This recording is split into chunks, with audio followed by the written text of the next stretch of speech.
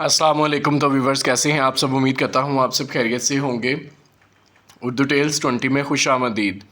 آج ہم ڈسکس کریں گے سبق نمبر 6 پہلی فتح۔ مصنف ہمارے پاس ہے نسیم حجازی۔ پیدا ہوئے تھے 1914 یعنی 1914 میں اور ان کی وفات 1996 یعنی 1996 میں ہوئی تھی۔ سبجیکٹ اردو ہے، کلاس سیکنڈ ایئر ہے۔ سیکنڈ ایئر میں F S C, F A, I C S, I com اور ڈی کام۔ اگر آپ میرے چینل پر نئے ہیں تو چینل کو سبسکرائب ضرور کریں، بیل آئیکن کو پریس کریں تاکہ آنے والی ویڈیو کا نوٹیفیکیشن آپ کو بآسانی مل سکے۔ چلے تو بڑھتے ہیں اب ہم اپنے خلاصے کی طرف۔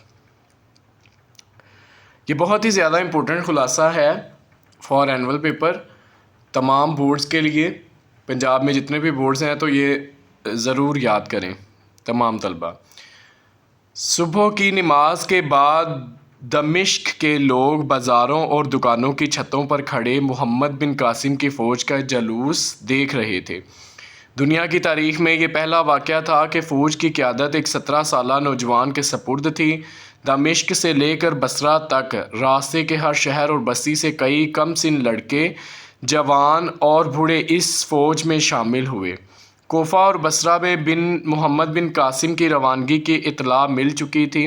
غیور قوم کی ایک بے کس بیٹی کی فریاد بصرہ اور کوفہ کے ہر گھر میں پہنچ چکی تھی۔ بصرہ کی عورتوں میں زبیدہ کی تبلیغ کے باعث یہ جذبہ پیدا ہو چکا تھا کہ نحید کا مسئلہ قوم کی ہر بہو بیٹی کا مسئلہ ہے۔ محمد بن قاسم کی والدہ خرابی صحت کے باوجود معمر عورتوں کی ایک ٹولی کے ساتھ جہاد کی تبلیغ کے لیے ہر محلے کی عورتوں کے پاس جاتی اور جہاد کے لیے اکساتی۔ زبیدہ نے نئے سپاہیوں کو گھوڑے اور اسلحہ جات بم پہنچانے کے لیے اپنے زیورات بیچ ڈالے۔ بصرہ کی تمام امیر اور غریب گھرانوں کی لڑکیوں نے اس کی تقلید کی اور مجاہدین کی آنت کے لیے بصرہ کے بیت المال کو چند دنوں میں سونے اور چاندی سے بھر دیا۔ عراق کے دوسرے شہروں کی خواتین نے اس کار خیر میں بصرہ کی عورتوں سے پیچھے رہنا گوارا نہ کیا اور وہاں بھی لاکھوں روپے جمع ہو گئے۔ محمد بن قاسم نے بصرہ میں 3 دن قیام کیا۔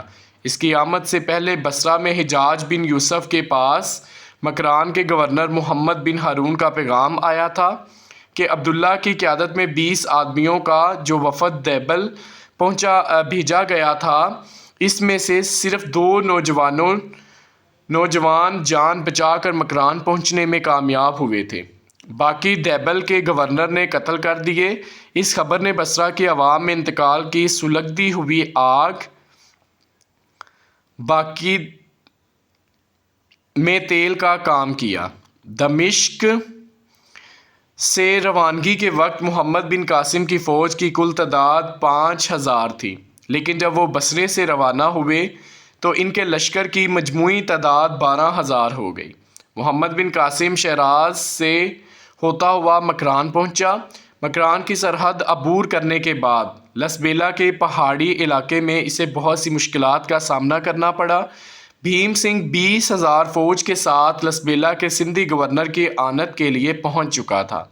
اپنے باپ کی مخالفت کے باوجود اس نے راجا کو یقین دلایا کہ میرے 20,000 سپاہی مسلمانوں کے 12,000 فوجی دستے کو لسبیلا سے آگے نہیں جانے دیں گے، اور اس طرح مسلمانوں کے پہاڑی علاقے میں داخل ہوتے ہی بھیم سنگھ کے سپاہیوں نے اکا دکا حملے شروع کر دیے۔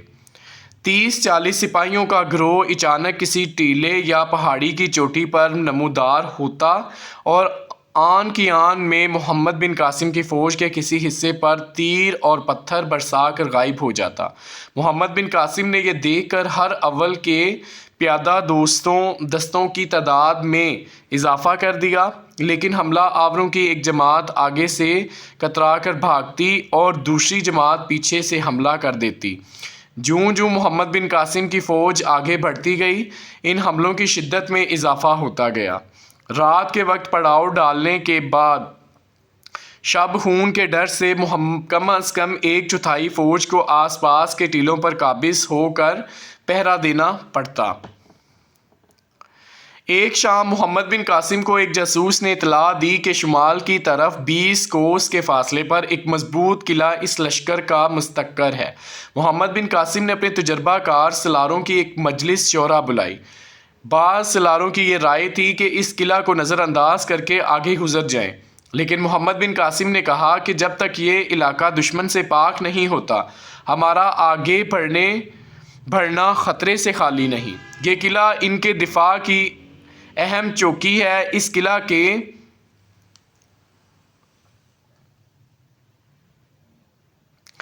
فتح ہو جانے کے بعد دشمن یہ علاقہ خالی کرنے پر مجبور ہو جائے گا اور دشمن کے جو سپاہی یہاں سے فرار ہوں گے وہ دیبل پہنچ کر شکست خوردہ ذہنیت کا مظاہرہ کریں گے اور اس قلعہ کو فتح کرنے کا مرحلہ ہی مقصد ہے۔ پھر محمد بن قاسم نے کہا کہ آج سورج نکلنے سے پہلے اس قلعہ پر حملہ کرنا چاہتا ہوں اور اس مقصد کے لیے میں اپنے ساتھ وقت 500 پیادہ سپاہی لے جانا چاہتا ہوں۔ اگر صبح تک آپ کو قلعہ فتح ہو جانے کی خبر پہنچ جائے تو آپ پیش قدمی روک کر میرے احکام کا انتظار کریں۔ اگر قتل ہونے کے بعد دشمن نے کسی جگہ منظم ہو کر مقابلے کی ہمت کی تو میں قلعہ کی حفاظت کے لیے چند آدمی چھوڑ کر آپ کے ساتھ آ ملوں گا، اور اگر انہوں نے قلعہ کو دوبارہ کرنا چاہا تو آپ وہاں پہنچ جائیں گے۔ محمد بن قاسم کی بات سن کر ایک بوڑھے سالار نے کہا، مجھے یقین ہے کہ انشاءاللہ آپ کی کوئی تدبیر غلط نہ ہوگی، لیکن اس سپاہ سالار کا فوج کے ساتھ رہنا ہی مناسب ہے۔ سالار کی جان بہت قیمتی ہوتی ہے، وہ فوج کا آخری سہارا ہوتا ہے۔ اگر اس کی خطرناک مہم میں آپ کو کوئی حادثہ پیش آ گیا تو محمد بن قاسم نے جواب دیا، قادسیہ کی جنگ میں ایرانیوں کو اپنے زبردست لشکر کے باوجود اس لیے شکست ہوئی کہ انہوں نے اپنی طاقت سے زیادہ رستم کی شخصیت سے امیدیں وابستہ کی۔ رستم مارا گیا تو وہ مسلمانوں کی مٹھی بھر جماعت کے مقابلے سے بھاگ نکلے، لیکن اس کے برعکس مسلمانوں کے سپہ سالار سعد بن وقاص گھوڑے پر چڑھنے کے قابل نہ تھے اور انہیں میدان سے ایک طرف بیٹھنا پڑا۔ لیکن مسلمانوں کی خود اعتمادی کا یہ عالم تھا کہ انہیں اپنے سپہ سالار کی عدم موجودگی کا احساس تک بھی نہ تھا۔ ہم بادشاہوں اور سالاروں کے لیے نہیں لڑتے، ہم اللہ کے لیے لڑتے ہیں، کیونکہ ہمارا اللہ ہر وقت موجود ہے۔ میں دعا کرتا ہوں کہ اللہ مجھے قوم کے لیے رستم نہ بنائے بلکہ مجھے مثنیٰ بننے کی توفیق دے، جن کی شہادت نے ہر مسلمان کو جذبہ شہادت سے سرشار کر دیا تھا۔ میرے لیے سپہ سالار کی جان کی کوئی قیمت نہیں جو اسے اپنے سپاہیوں کی تلواروں کے پہرے میں چھپا کر رکھتا ہے اور اپنے بہادروں کو جان کی بازی لگانے کے بجائے جان بچانے کی ترغیب دیتا ہے۔ اگر اس قلعہ کو فتح کرنا اس قدر اہم نہ ہوتا تو میں یہ مہم شاید کسی اور کے سپرد کر دیتا، لیکن اس مہم کا خطرہ اور اس کی اہمیت دونوں اس بات کے متقاضی ہیں کہ میں خود اس کی رہنمائی کروں۔ زبیر نے محمد بن قاسم کے ساتھ قلعہ فتح کرنے کے لیے جانا چاہا تو محمد بن قاسم نے جواب دیا، نہیں، میں ایک قلعہ فتح کرنے کے لیے 2 دماغوں کی ضرورت نہیں سمجھتا۔ میری غیر حاضری میں تمہارا فوج کے ساتھ رہنا ضروری ہے۔ میں اپنی جگہ محمد بن ہارون کو مقرر کرتا ہوں اور تم اس کے نائب ہو۔ جی تو یہ تھا ہمارے پاس محمد بن قاسم کا خلاصہ۔ اگر آپ میرے چینل پر نئے ہیں تو چینل کو سبسکرائب ضرور کریں، بیل آئیکن کو پریس کریں تاکہ آنے والی نئی ویڈیو کا نوٹیفیکیشن آپ کو بآسانی مل سکے۔ اگر اس کے اندر کوئی غلطی کمی کوتاہی ہو تو آپ کمنٹ سیکشن میں مجھے کمنٹ کر کے بتا سکتے ہیں تاکہ اس غلطی کو دور کیا جا سکے۔ دیکھتے رہیے اردو ٹیلز 20۔ السلام علیکم۔